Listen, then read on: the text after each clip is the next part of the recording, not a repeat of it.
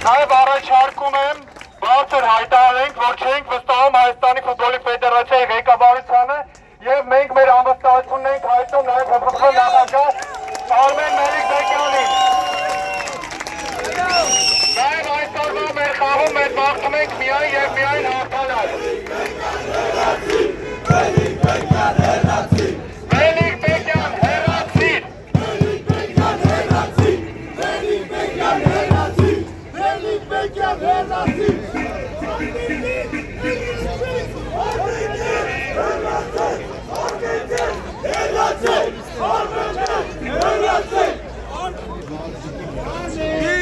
Հերացի